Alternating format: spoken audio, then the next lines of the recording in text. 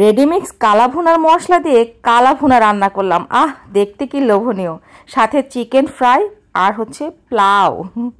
আসসালামু আলাইকুম, সবাই কেমন আছেন? আলহামদুলিল্লাহ ভালো আছি। আজকে নতুন একটা রেসিপি রান্না করব, রেডিমিক্স কালা ভুনার মশলা দিয়ে কালা ভুনা।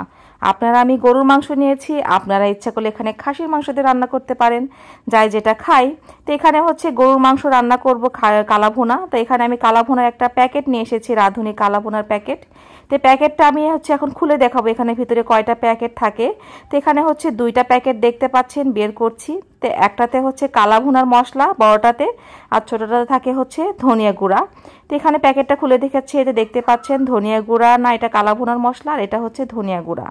তাই তো মাংসগুলো একটু ছেঁকে নিয়েছি, ধুয়ে নেওয়ার পরে ভালো করে ধুয়ে নিয়েছি।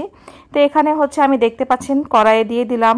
আমি হচ্ছে ননস্টিকের কড়াই নিয়েছি, আপনারা ইচ্ছে করলে প্যানেও যেটাতে ইচ্ছে করে রান্না করতে পারেন। তো এখানে হচ্ছে আমি পেঁয়াজ দিয়েছি 1 কাপের মতো, আদা রসুন পেস্ট হচ্ছে অপশনাল, দিতেও পারেন নাও পারেন।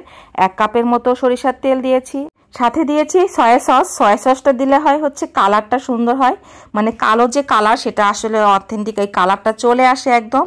আর এখানে দিয়ে দিয়েছি মানে পানি ছিল, একটু পানি দিয়ে হচ্ছে টমেটো সসটা দিয়ে দিলাম, কারণ টমেটো সসটা ফুরিয়ে গেছে, পরে আনিয়ে নিব। এখানে হচ্ছে দিয়ে দিচ্ছি এই যে রাঁধুনি মানে কালা ভুনার যে মশলাটা, আমি 3 ভাগ দিয়ে দিয়েছি, 1 ভাগ রেখে দিয়েছি। সাথে দিয়ে দিচ্ছি লবণ, আপনারা ইচ্ছে করলে এখানে হচ্ছে দিতে পারেন একটু শুকনা মরিচ। আর সব কিছু দিয়েই থাকে আসলে রাঁধুনি কালা ভুনার মশলার প্যাকেটে, আসলে মানে কোনো কিছু আলাদাভাবে দেওয়ার কোনো প্রয়োজন নাই। তো এখানে হচ্ছে তাও আপনার ঝাল যারা একটু বেশি খাবেন তারা হচ্ছে দিতে পারেন। আর হাতে খুব সুন্দর করে মাখিয়ে নিচ্ছি, হাতে মাখানোর মধ্যেই কিন্তু আসল মজাটা। তো এটা দেখতে পাচ্ছেন খুব সুন্দর করে মাখিয়ে নিয়েছি। আর কালারটা কিন্তু রান্না করতে করতে আস্তে আস্তে কালারটা চলে আসে। তো এখানে খুব সুন্দর করে মাখাচ্ছিলাম, বেশি বেশি মাখিয়ে নিলে বেশ মজা লাগে। আর হচ্ছে সামান্য 1 কাপের মতো পানি দিয়ে দিয়েছি, দিয়ে এখন হাতটা ধুয়ে পানি দিয়ে দিলাম। তো এখানে একটু মাখিয়ে আর একটু সেট করে নিলাম। তো এখানে ঢাকনাতে ঢেকে দিচ্ছি।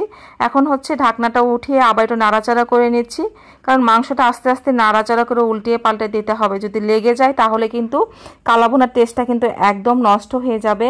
আর হচ্ছে ননস্টিকের কড়াই রান্না করলে কি হয়, লাগাটা একটু কম ধরে, মানে কম লাগে। আর কড়াই রান্না করলে হচ্ছে একটু লেগে বেশি যায়, ননস্টিকের কড়াই করলে বেশি ভালো হয়।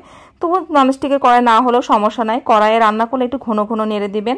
তা আমি একটু পরপর ঘন ঘন নেড়ে দিচ্ছিলাম, ওইটুকু পানিতে কিন্তু মাংসটাও পানি উঠেছে। আস্তে আস্তে কষিয়ে কষিয়ে রান্না করার চেষ্টা করছি। তো এখানে আমি কষিয়ে অনেকক্ষণ রান্না করেছি, এখন গরম পানি দিয়ে দিচ্ছি, কারণ যেহেতু গরুর মাংস কিন্তু সেদ্ধ হতে একটু সময়ই লাগে। তো এখানে গরম পানি দিয়ে আবার একটু কষিয়ে কষিয়ে রান্না করব। তো এই তো দেখতে পাচ্ছেন তেল উঠে এসেছে। আর এই তো তেল উঠে আসা মানে কিন্তু কালা ভুনার ইয়েটা মানে চলে আসতেছে আস্তে আস্তে কালারটা।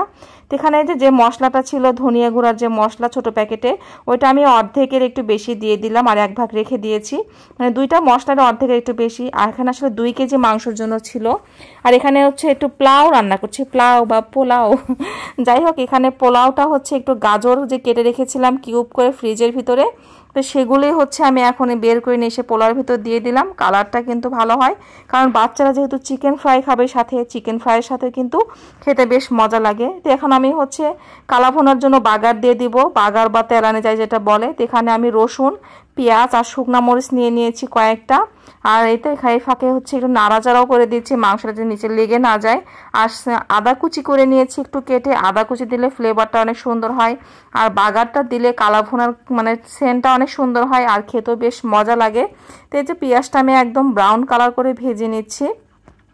তাই তো এখানে আমি হচ্ছে দিয়ে দিচ্ছি হচ্ছে মাংসটা উঠে এর ভিতর দিয়ে দিব, কারণ এখানে যে সেন্টটা যদি বের না হয়ে যায়। ঢাকনাতে একটু ঢেকে দিলাম।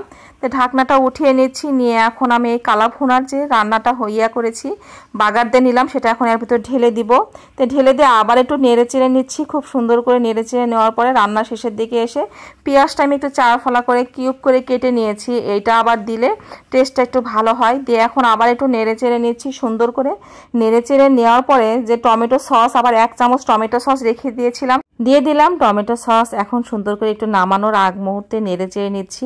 আর এই কালা ভুনার কিন্তু তেল যখন উঠে আসবে তখনই এই কালা ভুনার কালারটা কিন্তু একদম চলে আসবে। দেখতেই পাচ্ছেন কত সুন্দর কালার কিন্তু আস্তে আস্তে চলে আসছে।